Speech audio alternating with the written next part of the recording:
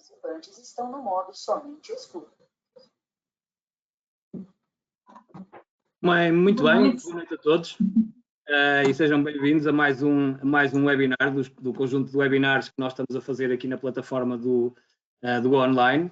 E sejam bem-vindos, o meu nome é Alberto Silva, eu sou diretor de saúde visual da SIBO Portugal e hoje estou aqui apenas só para dar boas-vindas a um convidado muito especial que nós temos cá para partilhar o seu saber e o seu conhecimento connosco, num tema cada vez mais pertinente, que é o diagnóstico do olho seco, e ainda para mais num ano de pandemia, num ano completamente diferente do que estaríamos à espera e que veio trazer aqui muitas mudanças ao nosso dia-a-dia, aos nossos hábitos, à nossa forma de agir, à nossa forma de lidar com tudo aquilo que nos rodeia, com os dispositivos que nós temos, que nos têm ajudado também a ultrapassar algumas das dificuldades de comunicação, nomeadamente ao nível daquilo que estamos a fazer hoje, os webinars via digital, as reuniões que nós começamos a ter também via Hangouts e WhatsApps e FaceTimes e por aí fora.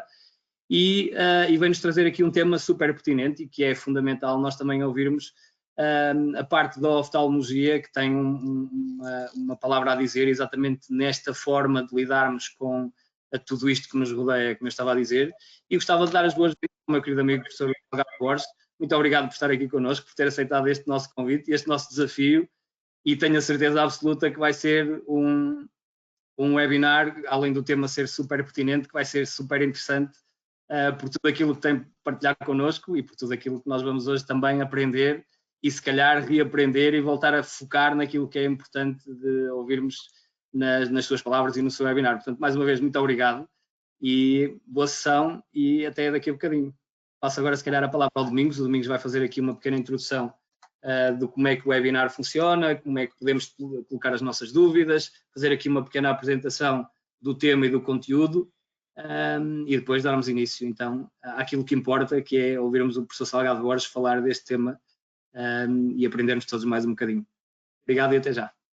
Obrigado, Alberto, pela introdução. Boa noite a todos. O meu nome é Domingos Lopes, tal como o Alberto falou. Portanto, hoje vamos cumprir aqui o nosso tema, que é o diagnóstico e o tratamento do olho seco em 2020. Este webinar vai ter uma duração de 45 minutos. Reservamos sempre algum espaço também para questões no final. Vou falar nas recomendações habituais. Aconselho que fechem todas as janelas e todas as aplicações para canalizar o maior número de dados para este webinar. E se sentirem alguma falha na transmissão do vídeo ou som, façam o que sempre fizeram. Eu acabei agora de fazer isso, porque também não estava a conseguir obter a imagem. Saí da aplicação e voltei a entrar pelo mesmo link e consigo visualizar de forma perfeita. Eu vou passar a palavra ao professor Salgado Borges e vou-lhe passar aqui o comando para que o professor possa compartilhar a sua apresentação. Eu vou estar aqui presente em todo o webinar para estar atento às vossas questões, às vossas dúvidas, para dar aqui um apoio também ao nível do back-office. E queria desejar um bom proveito a todos vocês. Está bem? Já tem a imagem? Já vimos a imagem, já estamos a ver a imagem, professor? Perfeito, ok. Ok, muito bem. Quando puder começar. Esteja à vontade, completamente à vontade, professor. Bem, então muito obrigado. Portanto, foi excelente a oportunidade que me deram de estar aqui a partilhar um pouco da minha vivência sobre esta área ao longo dos últimos 3, 4, 5 anos mais propriamente, e falar num tema atual, num tema importante. Portanto, queria agradecer a Silória e é um prazer estar aqui com todos para podermos conversar um pouco sobre esta situação. Ora bem, o olho seco, como sabemos, é considerada uma doença do século XXI, a doença ocular do século XXI, e trata-se de um processo multifatorial em que está envolvida a lágrima, está envolvida a superfície ocular. São múltiplas as queixas, as alterações da visão também são marcadas, as queixas como prurido, picadas, mesmo dor mais ou menos intensa. Há uma instabilidade do filme lacrimal, uma hiperosmolaridade, inflamação, disfunção das glândulas de Meibomian e uma alta prevalência do demodex ocular. Segundo o DIUS 2 do tifus, como é que nós podemos caracterizar? De facto, há uma perda da homeostase, uma instabilidade do fímio lacrimal e uma hiperesmobilidade, e há caracteristicamente também, para além da inflamação, anormalidades neurosensoriais. Portanto, tem um papel importante no desenvolvimento desta entidade. E a prevalência é enorme. Cerca de 1/3 da população tem o olho seco e com a idade vai aumentando, de tal forma que a partir dos 70, 80 anos, mais de 3/4 da população tem queixas ou sintomas do olho seco. E, através de um estudo realizado nos Estados Unidos, verificou-se que 30 a 40% dos doentes de uma consulta de oftalmologia têm mesmo sinais ou sintomas do olho seco. E então, por que é que são importantes as novas tecnologias no diagnóstico do olho seco? Para além da grande prevalência já referida, a incidência do olho seco é nos doentes que vão realizar a cirurgia refrativa, ou antes, ou mesmo durante e após a cirurgia, são bastante frequentes. Cerca de 3/4, cerca de 60% dos doentes apresentam ou apresentaram sinais e queixas de olho seco.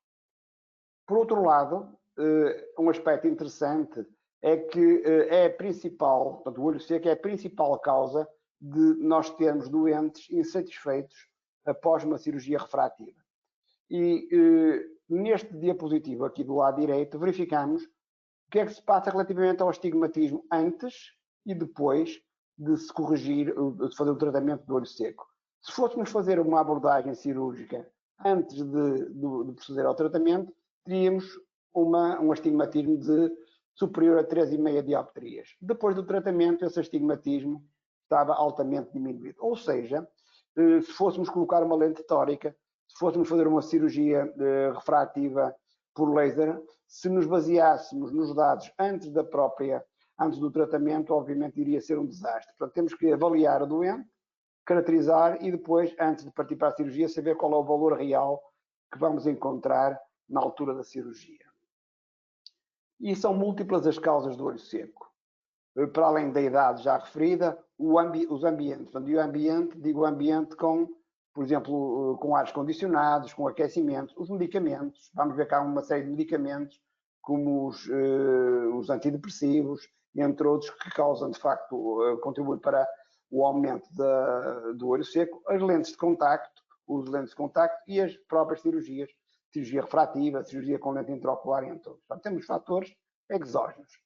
Para além desses, temos a inflamação. A inflamação está envolvida, obviamente, na etiologia do olho seco, e temos patologias como a artrite reumatoide, o Sjögren ou o lúpus.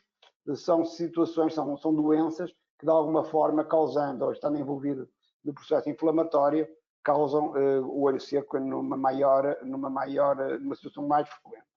Por outro lado, após a menopausa, portanto, na mulher, após a menopausa, há também as alterações hormonais vão fazer com que o olho seco se manifeste com mais acuidade, e inflamações como a meibonite ou a blefarite são igualmente causas de deficiência ou instabilidade do fímio lacrimal, e segundo toda esta panóplia de situações vamos encontrar um aumento e a presença de sintomas de olho seco. No que diz respeito à cirurgia, uma cirurgia premium, temos que ter, de facto, olhos premium e temos que ter um fímio lacrimal premium. Portanto, não basta estudar a mácula, não basta fazer a avaliação da acuidade visual, nem de uma boa binocularidade, mas sim ter também um fímio lacrimal premium, o que quer dizer que temos que partir para um diagnóstico premium. E para o diagnóstico nós baseamos fundamentalmente nos sintomas, e temos aqui o OSDI, que é um questionário que nos permite apontar para a presença de um olho seco quando o valor é superior a 13, e sendo cada vez quanto maior for, maior é a gravidade do olho seco, e temos um componente misto. Quando temos um olho seco, temos um componente evaporativo e um componente aquoso. Portanto, temos não só a parte aquosa, como a parte lipídica, normalmente, no seu conjunto, estão envolvidas. E, portanto, temos outras situações que contribuem para o olho seco, como já referimos atrás e como iremos referir mais seguidamente. Então, no diagnóstico, para o olho seco, são importantes então as novas tecnologias. Porquê? Porque essas novas tecnologias aportam nova informação, ajudam a estabelecer um diagnóstico e um tratamento e bem como um seguimento adequados e ajudam a que o doente compreenda melhor o que lhe estamos a mostrar e também para ele se aperceber de que o tratamento que estamos a realizar está a surtir efeito. Portanto, e deve ser uma informação o mais prática possível, podendo nós lançar mão de folhetos como este que está aqui ao lado direito da imagem. E no que diz respeito aos testes de diagnóstico, temos os testes convencionais, de todos conhecidos, e os testes emergentes. Obviamente que seria uma utopia ter numa clínica ou num consultório ou num hospital todos estes testes. Eu vou tentar mostrar aqueles que serão mais imprescindíveis e aqueles que, de uma maneira geral, serão os ideais para se chegar a um diagnóstico o mais correto possível. No que diz respeito aos testes, por assim dizer, antigos, ou os testes utilizados antes destas novas tecnologias, temos a fluoroceína, o break-up time, que mostra a ruptura do filme lacrimal através também da utilização da fluoroceína, os corantes vitais, como a lisamina e a rosa bengala, que mostram as áreas onde as células morreram ou as células estão lesadas, e o teste Schirmer, que nos permite verificar ou quantificar o filme lacrimal. Então, temos testes de avaliação da qualidade e da quantidade de lágrima produzida. No que diz respeito às tecnologias emergentes, temos, por exemplo, equipamentos que nos permitem detectar diretamente a altura do filme lacrimal, a ruptura do filme lacrimal não invasiva, a osmolaridade, também a termografia corneana, a citologia de impressão, entre outros. Portanto, temos vários testes. Estou só a enumerar alguns, mas vamos depois ter em 2 ou 3 mais específicos. Temos também, por exemplo, a microscopia confocal, que é um equipamento que nos permite ver por camadas as diferentes porções da córnea, desde o endotélio ao epitélio, ao estroma, os nervos subepiteliais, da profundidade para a superfície da córnea, e muito importante, fundamentalmente, para em estudos vermos a regeneração da córnea, para verificarmos se há alterações a nível da porção nervosa ou não, mas fundamentalmente é um equipamento que é deixado fundamentalmente para a investigação. Muito em voga está a caracterização das glândulas de Meibomian, portanto, dos ductos das glândulas de Meibomian, através da meibografia. Portanto, há agora vários equipamentos que, através de luz infravermelha, nos permite identificar a morfologia e a densidade dos canais de excreção das glândulas de Meibomian, e que muitas vezes associam-se também a outros testes, como por exemplo aqui no Keratograph 5, que nos dá, para além da meibografia, e comparando com padrões mais bem definidos, nos permite verificar também a presença de aqui um olho normal, aqui um olho com um break-up time não invasivo intermédio, e aqui um olho com uma córnea com break-up time muito alterado. Portanto, conseguimos, de uma forma objetiva e sem a interferência do olho humano e da subjetividade própria, por exemplo, do break-up time, ter uma medição do break-up time não invasivo com equipamentos como este, o Keratograph. Por outro lado, o equipamento que também existe, mas que não tem vingado muito a nível europeu, no nível dos Estados Unidos teve mais, entre parênteses, mais saída, mais possibilidade de divulgação, que é o LipiView 2, que permite verificar e medir a espessura e a mobilização da porção lipídica do filme lacrimal, para além de avaliar também por imagem as glândulas de Meibomian.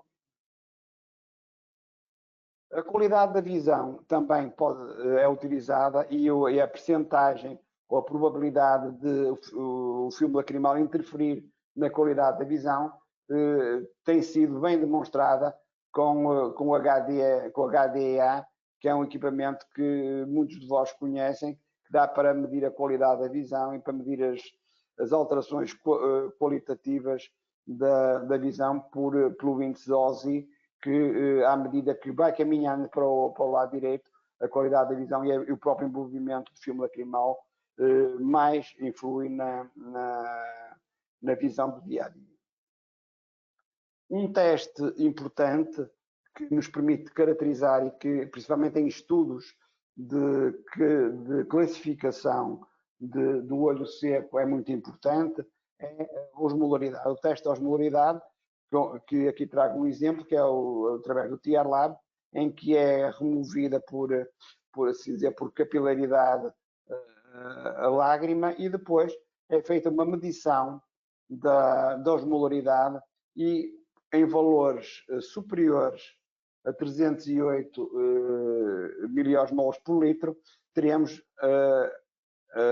perante um olho com um olho seco, ou então se houver uma diferença de 8 miliosmoles por litro de diferença entre o olho direito e o olho esquerdo, esta diferença também mostra uma instabilidade lacrimal. Portanto, de uma forma quantitativa, e cada vez mais nós pretendemos, através de exames e uma abordagem de exames que dão valores quantitativos, chegar a um diagnóstico, porque é muito mais fácil, com números e com imagens, mostrar aos doentes e explicar aos doentes o que se está a passar com os seus olhos que lhe ardem, que lhe picam, e que de outra forma é muito difícil de transmitir aquilo que pretendemos.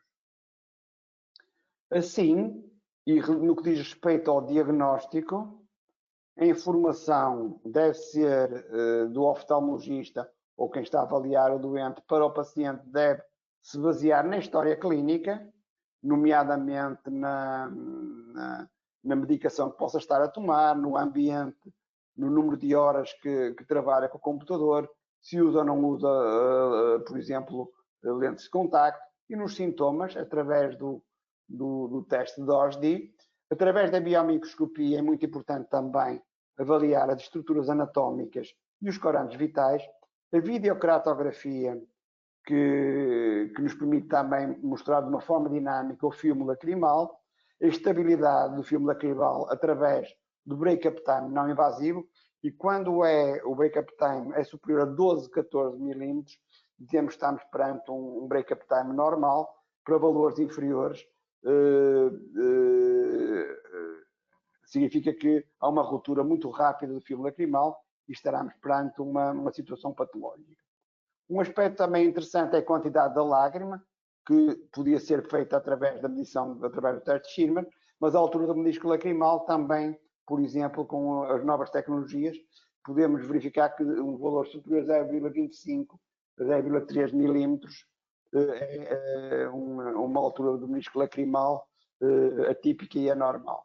O estado das glândulas, através da mamografia, e a qualidade, através do Vision Break-up Time, do HDA, que vos referi há pouco. E, por fim, a osmolaridade da lágrima. Portanto, estamos a ver aqui, de uma forma resumida, o que é que as novas tecnologias nos permitem ajudar para que os doentes possam, de uma forma clara e de uma forma simples, perceber o que está a passar com os seus olhos. Portanto, deixando agora para trás o diagnóstico, e de facto o diagnóstico e toda a abordagem é fundamental, principalmente porque se trata de doentes que têm um perfil psicológico especial, são pessoas muito preocupadas, são pessoas que fazem muitas perguntas, em que nós temos que lhes dar atenção, mas o falar com os doentes, o perceber muito bem qual o tipo mesmo de alimentação que fazem, qual o ambiente a que estão expostos ao longo do dia, todas essas situações são fundamentais para se perceber e para se fazer um diagnóstico correto de olho seco e se perceber qual a parte que está afetada, se é mais a parte aquosa, se é mais a parte lipídica, e assim, em função disso, atuar de uma ou de outra forma. E atuar como? através, como está aqui agora, do tratamento do olho seco. E, de facto, o tratamento pode passar por várias etapas, desde a redução dos fatores de risco, como atenção às drogas, aos tóxicos, o uso ou não de lentes de contacto, ao ambiente, as doenças sistémicas, a nutrição, estados de ansiedade e o stress crónico. Tudo isto são fatores de risco que devem ser avaliados e que devem ser de alguma forma incutidos ao doente para que se minimize a sua exposição a eles e que de alguma forma, se não mudarem o seu hábito, se não mudarem as suas atitudes do dia a dia, será muito difícil chegarmos a um bom tratamento por mais medicação ou por mais abordagens diferentes que nós tenhamos. Relativamente à estabilidade do filme lacrimal, podemos proceder à oclusão dos pontos lacrimais e depois uma utilização frequente são as lágrimas artificiais e fundamentalmente se também envolverem o componente lipídico da lágrima e utilizar fundamentalmente lágrimas sem conservantes. E porquê que digo lágrimas sem conservantes ou sistemas que não tenham conservantes? Porque o próprio conservante poderá ser um fator de irritação, um fator de desestabilização do filme lacrimal e de alguma maneira também contribuir para que o olho seco perdure e que se mesmo venha a dificultar a sua abordagem terapêutica. É muito importante também fazer uma esfoliação do bordo lacrimal e raramente, mas excepcionalmente pode ser necessário também fazer a perfuração e a abertura das glândulas de Meibomian para se exteriorizarem os componentes de gordura que ocupam os canalículos das glândulas de Meibomian.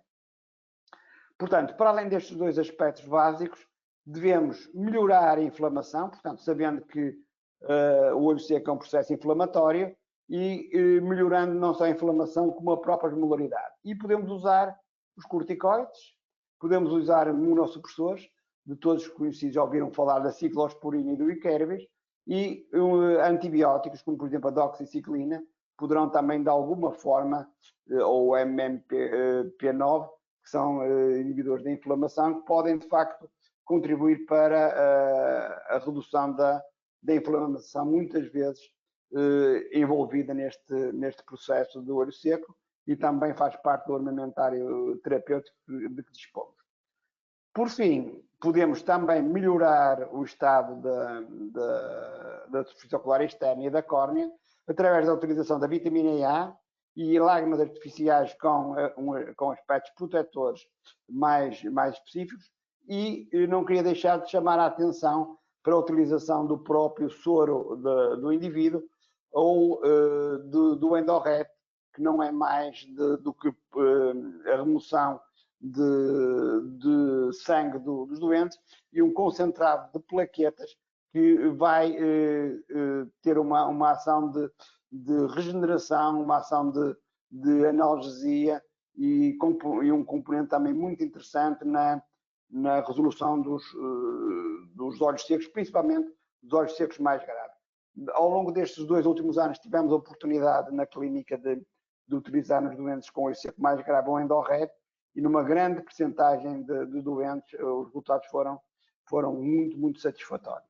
Por fim, uma chamada de atenção às lentes de contacto, que nem tudo o que as lentes de contacto podem fazer será desestabilizar o fibro lacrimal, mas há mesmo as lentes de contacto terapêuticas, nomeadamente as lentes de contacto esclerais, que poderão ser utilizadas para além da correção do erro refrativo que se pretende com a sua utilização, permitir também um melhor conforto e, de alguma forma, uma abordagem como complemento na terapêutica nestas situações de olho seco. No que diz respeito aos tratamentos menos tradicionais, temos que muitas vezes, uma vez que os tratamentos tradicionais muitas vezes não são eficazes, podemos recorrer a novas tecnologias. Falámos em novas tecnologias no que diz respeito ao diagnóstico, vamos falar agora um pouquinho de novas tecnologias no que diz respeito ao tratamento. Quer através de os estímulos eletrónicos para levar à estimulação da secreção do filme lacrimal, uma microesfoliação da margem lacrimal e a radiofrequência, que melhora, de alguma forma, a expressão e a libertação dos conteúdos existentes no interior das glândulas de Meibomian. E uma chamada de atenção especial para a luz pulsada, à qual nos temos dedicado nos 2 anos e meio, 3 últimos anos, em que melhora muito o estado das glândulas de Meibomian e a biologia da superfície ocular. E, ultimamente, temos em marcha projetos de investigação que utilizam simultaneamente, portanto, em conjunto, a luz pulsada com a radiofrequência. E estamos a ter bons resultados e pensamos que dentro de um ano e meio, iremos ter resultados com este período de follow-up, em que a conjugação do tratamento com a luz pulsada e com a radiofrequência são mesmo muito eficazes em determinados casos específicos de olho seco. Portanto, no que diz respeito à luz pulsada, desde início de 2018, há 2 anos e meio, 3 anos, esta parte, fizemos vários estudos com a luz pulsada ultra-regulada no tratamento da disfunção das glândulas de Meibomian, em colaboração com a clínica do professor Carlos Vergés, denominada a Área Oftalmológica Avançada de Barcelona, e fizemos várias apresentações, nomeadamente nos congressos nacionais e internacionais, e no ESCS do ano passado fizemos mesmo uma reunião destinada aos usuários, em que mostra que o IPL, a nova modalidade de IPL, o Thermae Plus, permite fazer tratamentos, e vão ver resultados que lhe vou apresentar a seguir, excelentes no que diz respeito à distrofia e às lesões das glândulas de Meibomian, doentes com rosácea, a manchas e mesmo a tratamentos de rugas existentes nos cantos das pálpebras de ambos, nomeadamente nas pálpebras, na parte externa das pálpebras. Aqui temos, no que diz respeito à luz pulsada, qual é o princípio de utilização da luz pulsada? A luz pulsada atua como analgésico, como anti-inflamatório, antimicrobiano, e falámos que, de facto, o Demodex é muito frequente associado ao olho seco, portanto, também tem um efeito de destruição do Demodex. Há uma bioestimulação e regeneração tecidular e tem também um efeito neurotrófico específico. Nós procedemos à realização de 3 sessões, 2 primeiro separadas de 8 a 10 dias e uma passada um mês. E, de facto, os resultados dos trabalhos que começámos a efetuar desde há 3 anos têm sido muito promissores, e mais que promissores, têm sido, de facto, uma certeza no bem-estar da melhoria dos sintomas e sinais dos doentes com olho seco moderado e grave. Vou-vos apresentar muito resumidamente um estudo que envolveu 184 doentes, com idades compreendidas entre 20 e 80 anos, a maioria do sexo feminino, olho seco moderado, ligeiro, 2/3, olho seco severo, cerca de 1/3 dos doentes. E um follow-up que anda a rondar os 2 anos. E o que é que nós temos então? Lembram-se que falámos que o filme lacrimal, a altura do filme lacrimal era à volta de 0,25, aqui temos aos 54 dias, mas aos 2 meses, entre os 2 meses e os 6 meses, a altura do filme lacrimal estava praticamente em valores normais, na grande maioria dos doentes, e o break-up time não invasivo, que tínhamos falado que é à volta de 13, 14 milímetros, passava a ser normal. A partir também do mês, 2 meses, víamos que o break-up time era superior a 14. Portanto, havia uma melhoria do break-up time, a altura do filme lacrimal normal, e a osmolaridade, que referimos que o valor de hiperosmolaridade superior a 308 seria sugestivo do olho seco, a partir daqui dos 2 meses, 1 mês e meio, 2 meses, o valor da osmolaridade apresentava-se em valores de 304, 302, 296, que são valores perfeitamente normais. Isto no que diz respeito à avaliação de uma forma quantitativa. Por outro lado, um aspecto interessante também, resultou na percentagem de doentes que, com os testes de Osler, portanto, com o inquérito, melhoravam mais do que 10 unidades. Lembram-se que falámos que 13 seria o valor mínimo para se pensar num olho seco discretamente, com queixas discretas, mas vimos que as queixas melhoravam muito, fundamentalmente. Aqui temos a cinzento os doentes que foram tratados apenas com tratamento convencional, portanto sem IPL, e se juntarmos o tratamento com IPL, o que é que nós tínhamos? Tínhamos melhorias no que diz respeito à avaliação qualitativa dos sintomas e referidos pelos doentes, tínhamos o dobro de doentes com um índice de satisfação acentuado e de uma forma significativa. Portanto, do ponto de vista quantitativo, os testes dados pelo Keratograph 5 eram claramente demonstrativos, bem como a osmolaridade de melhoria com IPL. Aqui, com esta análise qualitativa também, verificamos que os resultados são muito bons, muito significativos. Não queria deixar de mostrar que isto consegue-se, e cada vez mais no futuro vamos conseguir ter uma abordagem global em que não basta só fazer o diagnóstico, não basta só fazer o tratamento, mas devemos ter uma abordagem multidisciplinar. Uma abordagem multidisciplinar que englobe, por um lado, também nutricionistas, que englobe também psicólogos e que tudo deverá estar integrado. Deveremos ter um centro, e de facto na nossa clínica nós temos um centro integrado de olho seco, como existe um centro de catarata, um centro de glaucoma, como existe a parte de avaliação da retina.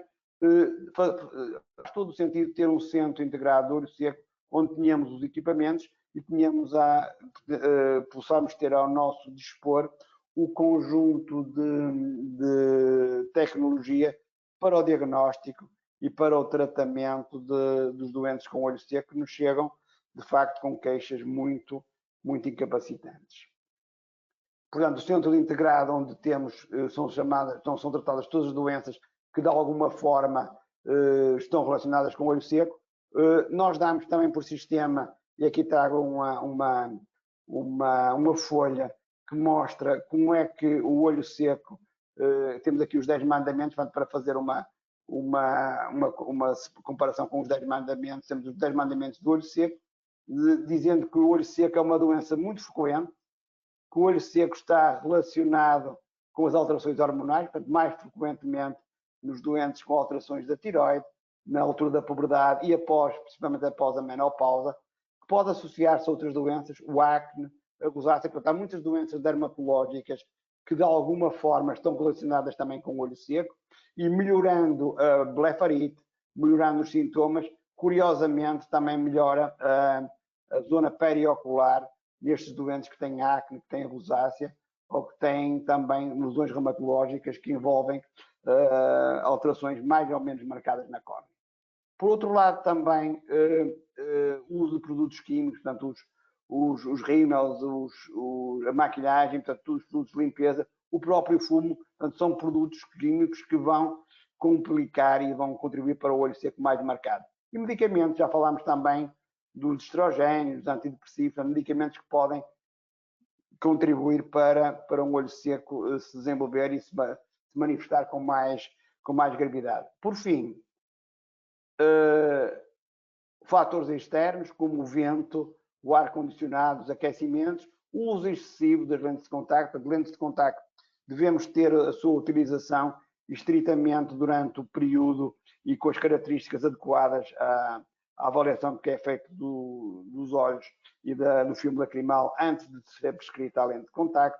O próprio stress e a ansiedade também são fatores que interferem claramente no aparecimento e agravamento do olho seco. Uma dieta equilibrada em ômega 3 e em gorduras saturadas é também muito importante. E um aspecto cada vez mais importante é o tempo que se passa nos computadores. Agora o uso de máscaras também, mas o tempo que se passa nos computadores, nos tablets, tudo isso faz com que haja uma diminuição do pestanejo, haja uma maior evaporação e haja, de facto, uma alteração do filme lacrimal. Estão a ver que, de facto, se nós formos se apresentarmos este conjunto de situações aos doentes que vêm ao nosso consultório, praticamente 4, 5 ou até às vezes mais destes aspectos, a pessoa identifica-se com eles e, portanto, de alguma forma percebe bem que os sintomas não acontecem ao acaso, e isto dá para perceber como que, para, de alguma forma, o sucesso do terapêutico ser mais eficaz, o doente também tem que mudar muitas vezes os seus hábitos para nos ajudar aquilo que nós pretendemos, que é o seu bem-estar e a resolução do problema que o trouxe até nós.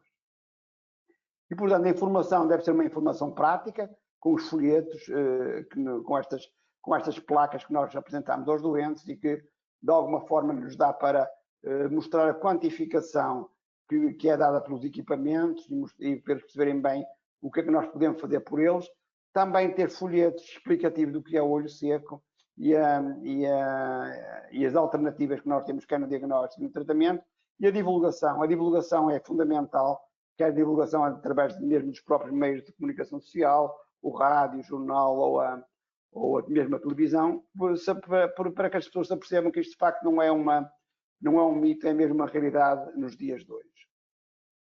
E dizer que isto não é recente. Nós já em 2003 organizámos uma reunião em Santa Maria da Feira sobre doenças da superfície ocular externa e olho seco, em que este tema foi motivo de várias apresentações e de várias sessões que duraram o dia 17 de outubro, desde a manhã até à noite. Então é um tema que já era atual nessa altura, mas que agora se torna ainda muito mais premente, como podemos ver aqui neste exemplar do Eurotimes de 2019, em que mostra que o manuseamento das doenças de superfície ocular são fundamentais para melhorar e otimizar os resultados cirúrgicos. E este último volume ou revista do Cataract and Refractive Surgery de agosto, setembro deste ano, portanto acabei de receber agora em casa este exemplar, que diz que há coisas que nós nos devemos de ter e aprender e preocupar, que são de facto que os benefícios do olho seco e o manuseamento dos cuidados dos doentes com olho seco são muito importantes, bem como contribuem para o sucesso do negócio que nós podemos e que devemos ter em nossa mente para resolver a situação dos nossos doentes. Como conclusão, dizer que o olho seco é uma patologia muito frequente. Como vimos, cerca de 1/3 dos doentes que vêm à consulta têm sinais ou sintomas de olho seco, que é mais frequente nos doentes com mais idade, mais frequente nas mulheres, que o paciente com perfil psicológico especial é o doente com olho seco, que necessita de dados objetivos. Nós devemos mostrar, e para eles perceberem aquilo que se passa com os seus olhos, mostrar, quer não só no diagnóstico, como também para eles se aperceberem da evolução do tratamento e para reconhecerem que o que nós estamos a fazer por eles está a ter, de facto, efeito. As novas tecnologias são importantes porque permitem detectar doentes assintomáticos, doentes que procuram cirurgia refrativa, quer cirurgia refrativa laser, quer cirurgia refrativa com lentes multifocais, ou lentes de catarata mesmo tóricas, por exemplo, também, que é importante a avaliação antes, como vimos naquele diapositivo que vos mostrei, para os cálculos que vão ser feitos não fracassarem nos resultados que pretendemos obter, e serão, de facto, a causa de resultados insatisfatórios. E que sistemas, como por exemplo o IPL, através do equipamento que nós temos ao nosso dispor, o Thermai Plus, que nos permite fazer tratamentos não só em peles claras, como também em peles com indivíduos com a pele mais pigmentada, revelou uma melhoria e uma melhoria significativa na maioria dos casos, tanto nos sintomas como nos sinais. E como mensagem final, gostaria de vos deixar estes dois tópicos. Para prevenir e tratar um olho seco, para além das lágrimas artificiais e de preferência lágrimas sem conservantes, temos atualmente a nosso dispor novas tecnologias, não só no âmbito do diagnóstico, como também no tratamento. E é fundamental alertar os grupos de risco para este problema, evitando o uso de prolongado de aparelhos digitais, bem como permanência em ambientes adversos, nomeadamente em ambientes com aquecimentos ou com ar condicionados ligados durante grande parte do dia. Muito obrigado a todos. Estou agora, de facto, ao dispor para esclarecer algum pormenor ou algum ponto que o queiram fazer, ou então tenho aqui também o meu contacto e em qualquer altura podem enviar um mail e terei todo o gosto em, dentro do que estiver ao meu alcance, para poder ajudar. Muito obrigado. Muito bem, professor. Obrigado pela disponibilidade desde já e pela forma clara como abordou este tema.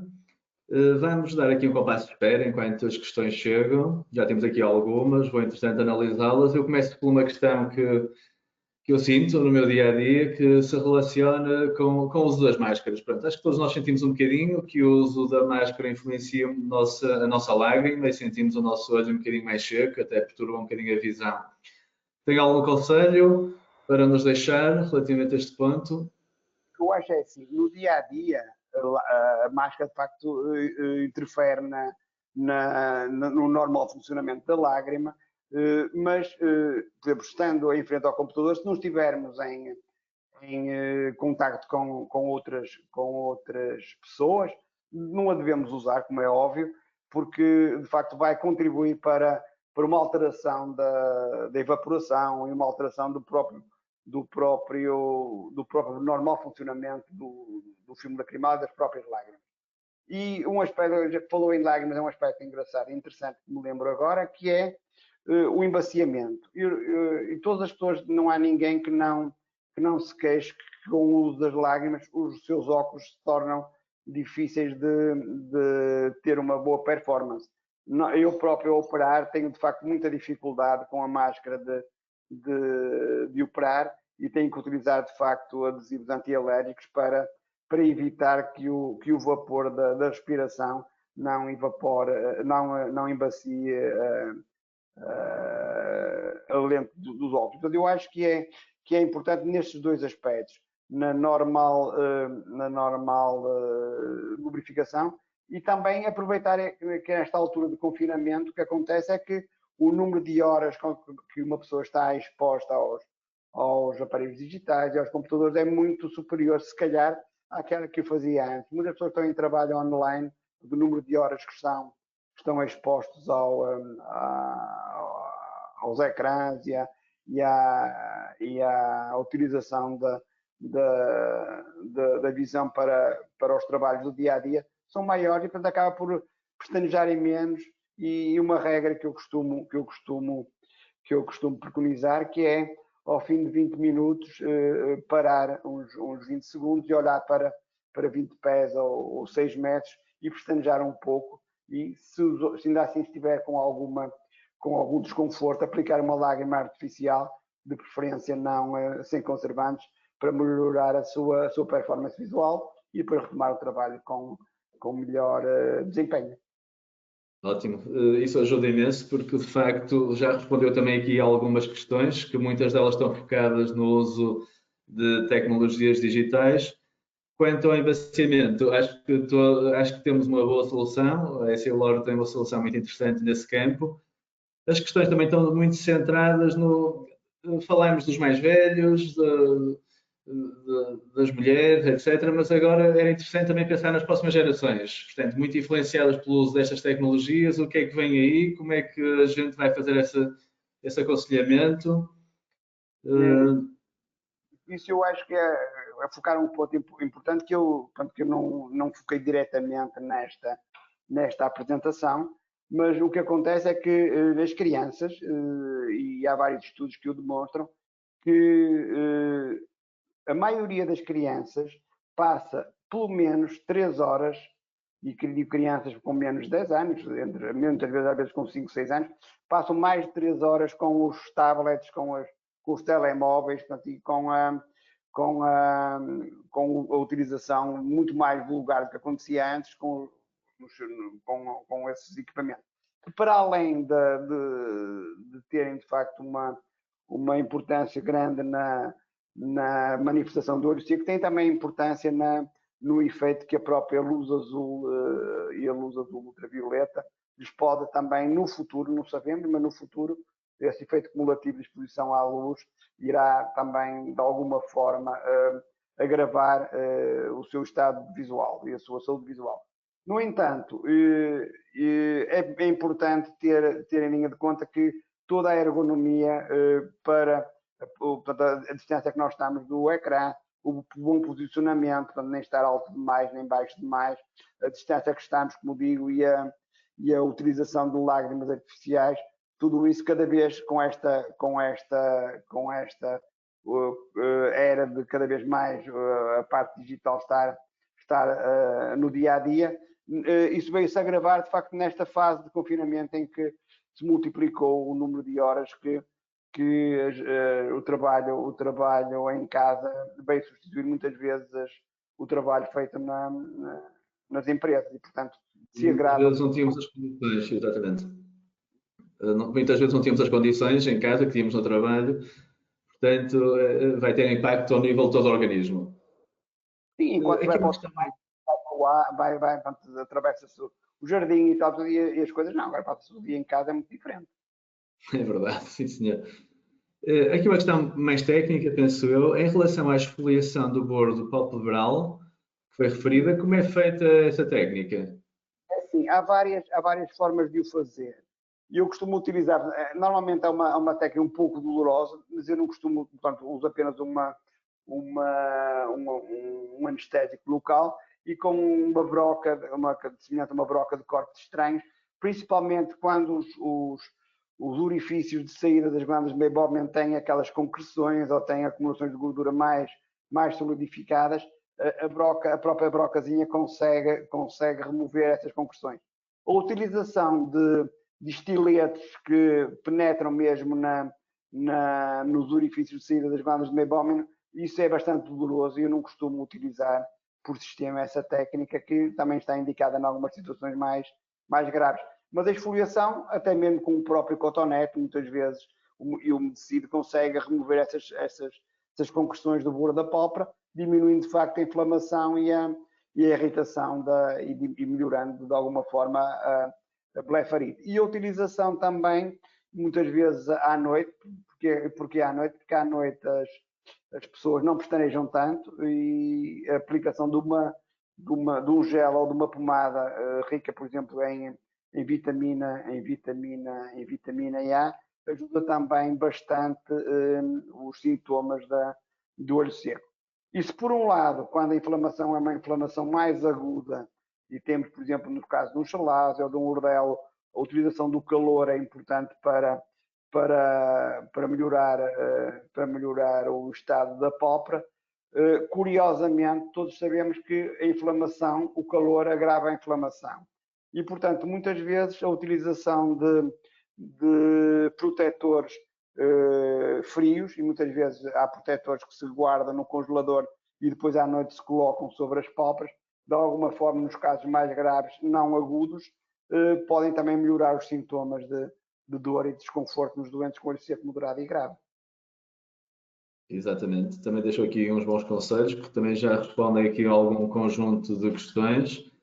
As pessoas têm muita o calor é panaceia para resolver os problemas da inflamação, mas não é bem assim. Há situações em que devemos usar o calor e há situações em que devemos usar o frio. Exato, depende do diagnóstico e da análise que nós fazemos. Sim. Foi bastante esclarecedor. O professor Salgado Borges possui a sua clínica no Porto, onde podem também referenciar alguma destas situações que se tornam mais graves, que abordem no vosso dia-a-dia. Notamos a sua paixão pela medicina, pela esta área que é tão interessante, que é a oftalmologia. O professor Salgado Borges possui um currículo muito vasto na área clínica, como nós percebemos agora, mas também na área científica, e junta estas duas partes e naturalmente que consegue ter resultados muito interessantes, e percebemos isso no seu discurso. E quero-lhe agradecer o facto de ter estado aqui connosco e pela disponibilidade que teve.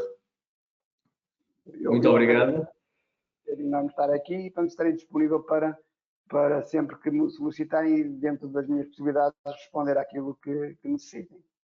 Obrigado. Muito obrigado. Obrigado. Sim. Boa noite.